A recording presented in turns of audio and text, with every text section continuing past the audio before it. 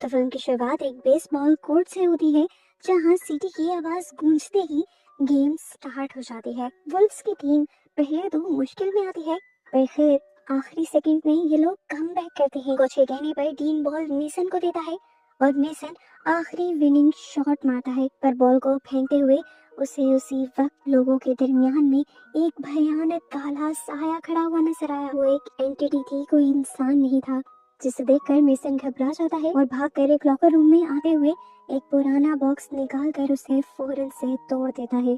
न जाने ये क्या था, पर इसे तोड़कर उसकी घबराहट थोड़ी कम हुई थी। जब बाकी टीम आती है तो उनको सब नॉर्मल लगता है और ये लोग अपने जीतने की खुशी में पार्टी करने लगते हैं। लेकिन बाद में जब मेसन शॉवर ले रहा होता है तो नाली से एक काला धुआं निकलकर उसी भयानक एंटिटी की शक्ल ले लेता है, जिसे उसने बास्केटबॉल कोर्ट में भी देखा था।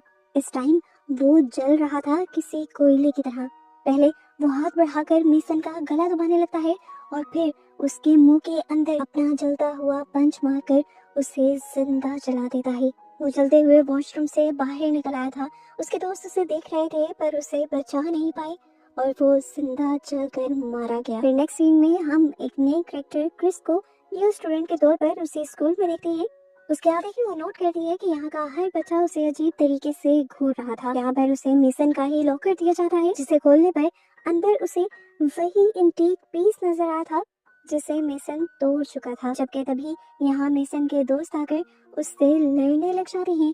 उनका कहना था कि तुम ये लॉकर इस्तेमाल नहीं कर सकती क्योंकि ये हमारे दोस्त का था। ये लोग यहाँ पर उसका मजाक भी बनाते हैं, पर तभी यहाँ एली नाम की एक लड़की आकर उसका साथ देने लगते हैं और ये बुली ग्रुप इस बात से चिढ़कर और ज्यादा क्रिस को छेड़ने लग जाता है।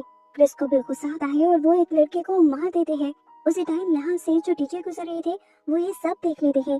क्रिस को तो स्कूल में आते ही डिटेंशन मिल जाती, पर एली इस मर्तबा भी क्रिस का साथ देते हैं और टीचर को सारी बात सच बताती है, जिसकी वजह से बाकी सब बच्चों को स्कूल से डिटेंशन मिल जाती है, सजा मिल जाती है और ये सब क्रिस की जान छोड़ देते हैं।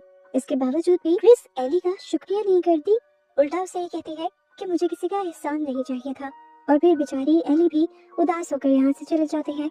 अब क्रिस वहाँ पर अकेली ही खड़ी थी। वो अब अपने कैबिन में से वही इंटेक बॉक्स निकालती है। उसे खोलने पर वो एक मरतबा डर गई थी। इसके अंदर एक छोटे से बच्चे का स्कल यानी खोपड़ी थी, पर जैसे ही उसने उस स्कल को निकाला तो उसे पता चला ये असल खोपड़ी नहीं है, ये असल में एक सीटी है जिसे खोपड़ी की शक्ल में बनाया गया है।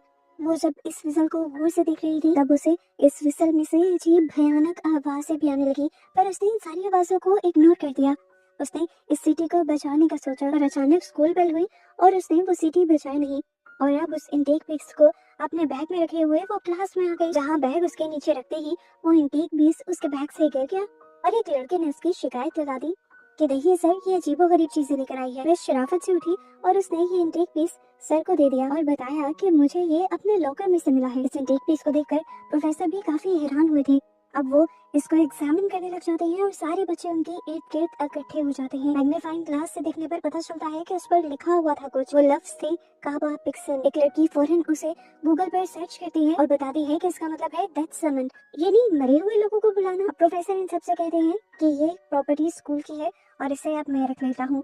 जिसके बाद ये सारे बच्चे यहाँ से निकल जाते हैं और फिर जब प्रोफेसर इस इंटेक पीस की कीमत लैपटॉप पर चेक करते हैं तो वह हैरान रह जाते हैं, क्योंकि ये पीस हजारों डॉलर्स का था। अब ये लोग स्कूल से तो बाहर आ चुके थे, लेकिन तभी रे को रियलाइज होता है कि उसकी बुक तो क्लास में ही रह गई है।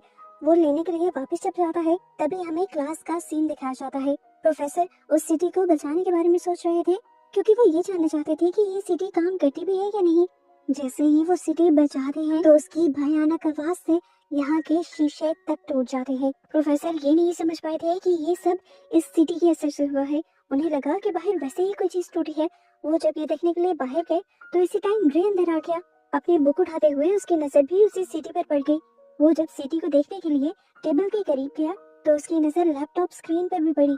ये देखकर तो वो भी शौक था कि इस इतनी सी सीटी की कीमत हजारों डॉलर थी।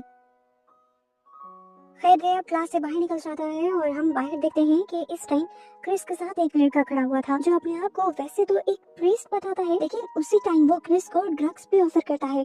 ये देखते हुए रे को बहुत ज्यादा गुस्सा आता है और रे उसे मारने लग जाता है, पर नोआ उसे चाकू दिखाते हुए बड़ी आसानी से अपने आप को छुड़वा भी लेता है।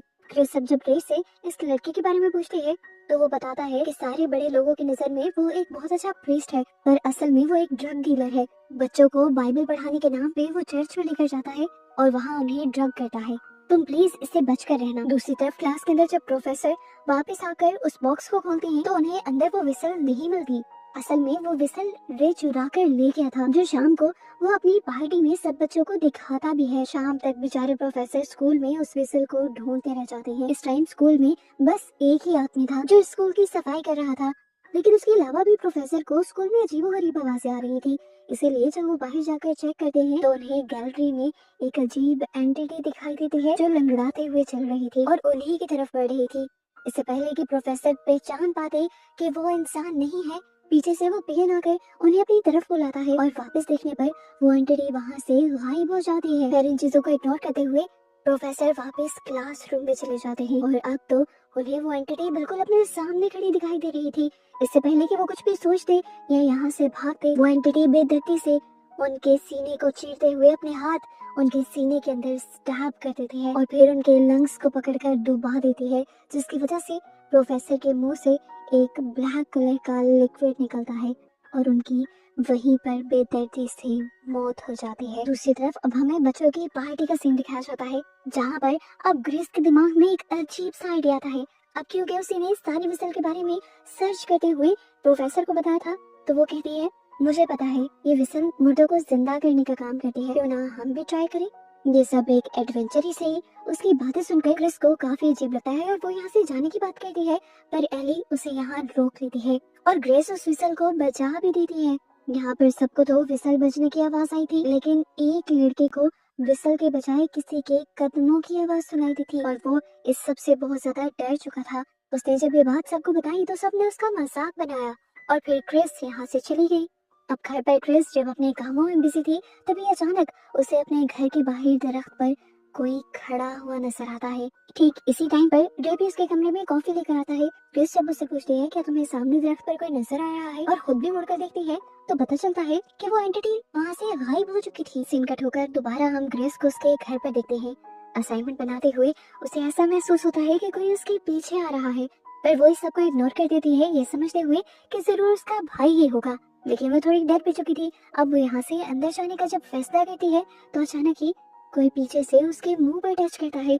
वो डर जाती है, पीछे मुड़कर देखती है, वहाँ पर उसका भाई ही था, लेकिन उसका कद इतना बड़ा नहीं था कि वो उसके मुंह पर टच कर सके और वो उससे काफी दूर भी खड़ा हुआ था। लेकिन वो अपने आप को समझाने के लिए दोबारा यही सोचती है कि जरूर उसके भाई ने ही उसे टच किया होगा। लेकिन उसके अंदर जाते ही हम दोबारा उसके पीछे किसी इविल एंटिटी को देखते हैं। खैर अब अगली सुबह हम इन सब को स्कूल में देखते हैं। स्कूल आकर इन्हें शॉकिंग न्यूज ये मिलती है कि इनके प्रोफेसर मर चुके थे, जिन्हें कल ये बिल्कुल ठीक देख कर गए थे। ये सब लोग मिलकर असेंबली में उनके लिए प्रे करने लगते हैं और तभी एली को अपने सामने वाली चेयर पर बैठी हुई लड़की बहुत ही अजीबोगरीब हरकतें करती हुई दिखाई देती है।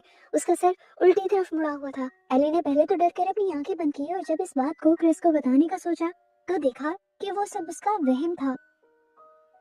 ये लोग आपस में अपने साथ होने वाली इन छोटी छोटी चीजों को डिस्कस करते हैं, जिस तरह रात को क्रिस का किसी एंटिटी को देखना और अब एली का। तो रे इन सारी चीजों को रिलेट करते हुए कहता है, देखो हो सकता है कि मेसन के लिए जो लड़का मरा था ये विसल उसी की हो और हमें उसी के घर पहुंचा देनी चाहिए। क्या पता किसी मरे हुए इंसान की चीज लेने की वजह से हमारे साथ ये सारे इंसिडेंट हो रहे हो। यही सोचते हुए अब क्रिस और एली मेसन के घर जाते हैं, जहाँ पर उन्हें दरवाजा खुला हुआ मिलता है। अचानक से बहुत ही अजीब से तरीके से मेसन की मॉम इनके सामने आती है और इन्हें लेकर एक इंटेक रूम में चले जाते हैं। यहाँ पर हर चीज इंटेक थी, हर चीज पुरानी थी। अब क्रिस मेसन की मॉम को वो विसल वापस करती है, लेकिन मेसन की मॉम ये लेने से मना कर देती है और कहती है कि ये कभी मेरी थी ही नहीं।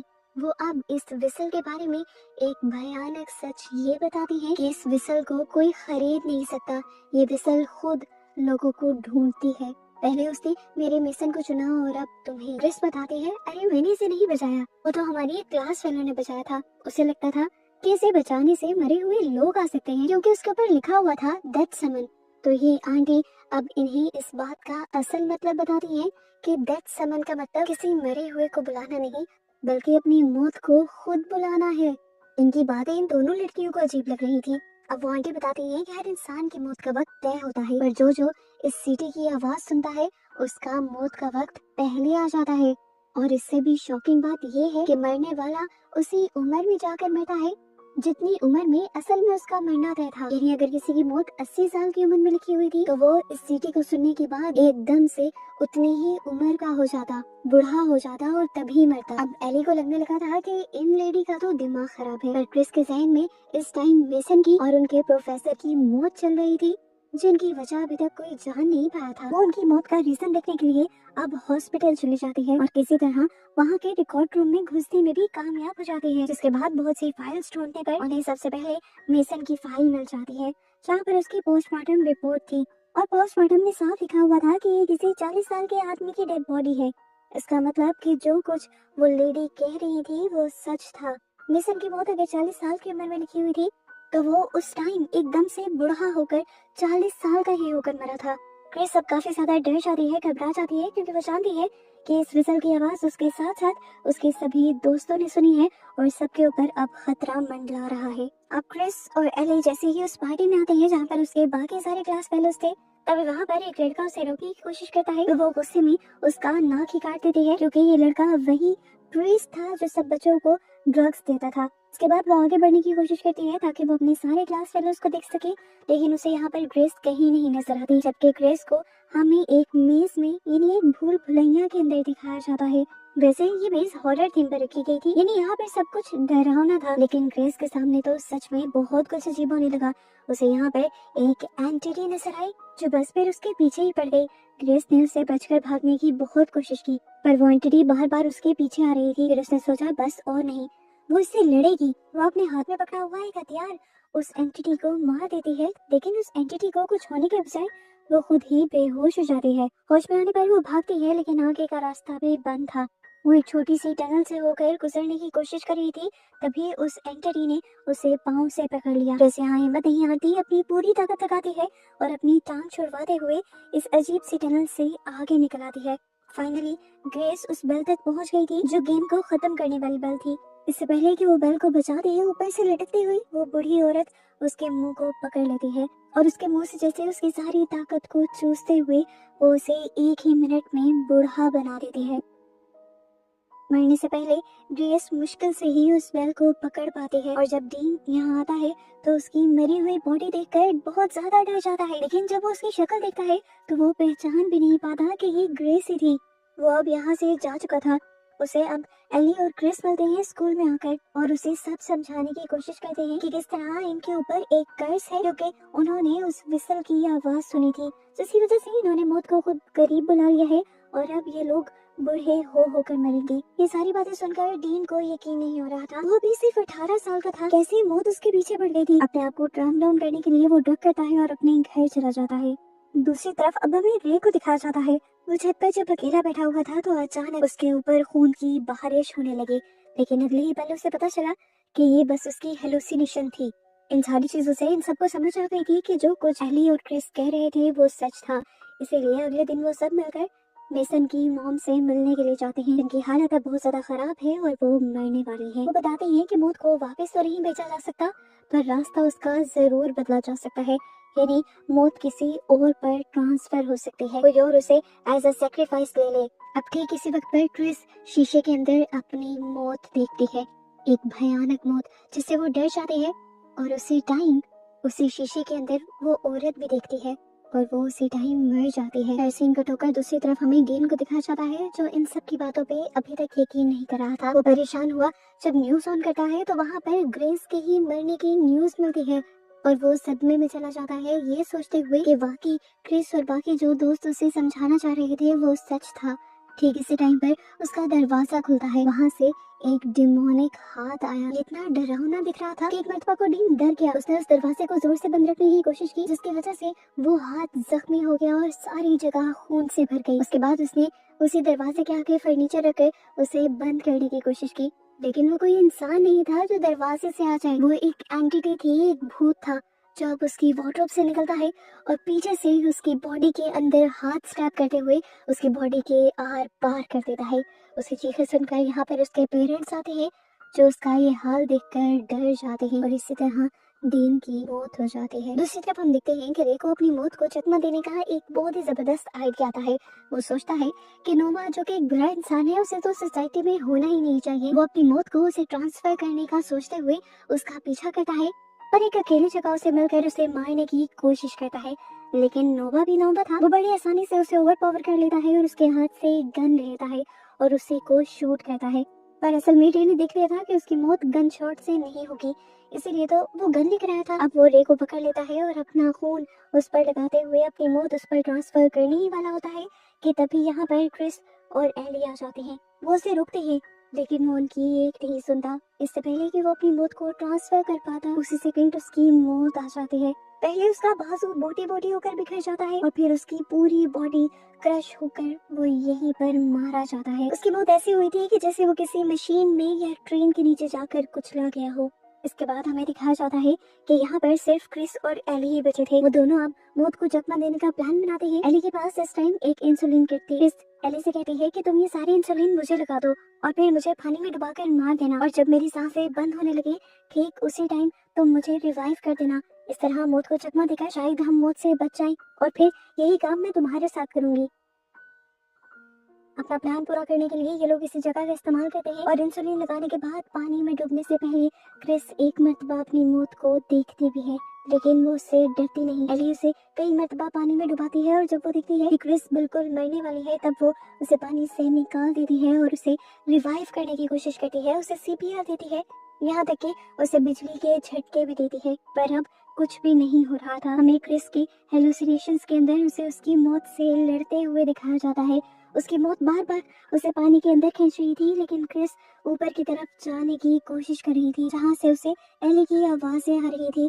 इस टाइम उसे एली के साथ बिताया हर पल याद आ रहा था और मौत उसे अभी भी नीचे की तरफ खींच रही थी। यहीं पर नोवा, जो कि अब बेहोश पड़ा था, उसे भी होश आ चुका था। होश में आते ही वो इन तीनों को ढूंढने लग जाता है, इन तीनों को मारने के लिए, ये जाने बगैर कि उसका असली दुश्मन तो खुद ही मारा जा चुका है। अब वो शटर को तोड़कर यहीं आ जाता है जहाँ पर एली और क्रिस थे। वो यहाँ की लाइट को भी बंद कर देता है, जिससे वो इलेक्ट्रिक्यूटेड मशीन भी बंद हो जाती है, जिससे क्रिस को एली जिंदा करने की कोशिश कर रही थी। इस टाइम एली को अपने सामने अपनी मौत भी नजर आ रही थी, पर वो हारती नहीं है। वो हिम्मत दिखाती है और अपने हाथों से क्रिस का सीना प्रेस करती रहती है। आखिर क्रिस को एली की आवाज आती है और थोड़ी सी रोशनी नजर आती है। अपने हाथ में वो उस रोशनी की तरफ तैरती है और यहाँ असल लाइफ में वो सच में जिंदा हो जाती है। और जिंदा होने पर क्या देखती है कि अब एली ही फर्श पर पड़ी थी। उसकी मौत उसे मार रही थी और उसका खून यही जमीन पर गिर रहा था। इससे पहले कि वो भी पूरी तरह मर जाती, यहाँ पर नोवा आ जाता है और गलती से एली के खून को टच कर देता है, जिसकी वजह से अब एली का डेथ कर्स यानी मौत का श्राप उसके ऊपर ट्रांसफर हो जाता है और अब एली के बजाय नोवा को सामने से अपनी मौत नजर आने लगती है, जो कि एक बूढ़े आदमी के रूप में थी। इसे देखकर वो डर जाता है और अपने हाथ में पकड़ी हुई गन से उसे ही शूट करता है, पर ये गोलियां उसकी मौत से टकरा कर वापस उसे ही लग जाती हैं और वो यहाँ तड़प तड़प कर मारा जाता है। जबकि इस सब के बाद नोवा और एली दोनों ही बच गए थे। खैर, अब सीन कट होता है और मूवी में काफी महीनों का वक्त गुजर जाता है। क्रिस और एली आज तक साथ हैं और अब बेस्ट फ्रेंड्स बन चुके हैं। क्रिस को कई मर्तबा अपनी मौत नजर आती है, लेकिन वो उस पर ज्यादा ध्यान नहीं देती, क्योंकि वो जानती है कि वो अपनी मौत को हरा सकती है जब तक उसकी मौत का असल वक्त ना आ जाए, और अपना ये डर वो कभी किसी पर जाहिर भी नहीं करती। अब हमें मूवी के पोस्ट क्रेडिट सीन के अंदर इन्हीं के स्कूल में एक नई लड़की आती दिखाई देती है। उसे भी अब वही कैबिन दिया जाता है जो पहले क्रिस को दिया था, और कैबिन खोलने पर उसे वही विसल मिलती है जो क्रिस को मिली थी, और वो इस विसल को लेकर अगली ही सुबह असेंबली के अंदर चली जाती है।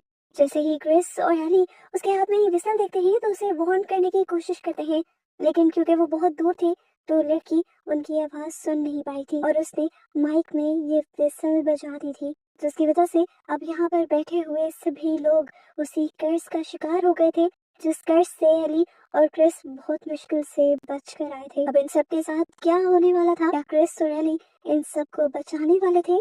इसी मिस्ट्री के साथ ये मूवी यहाँ खत्म हो जाती है।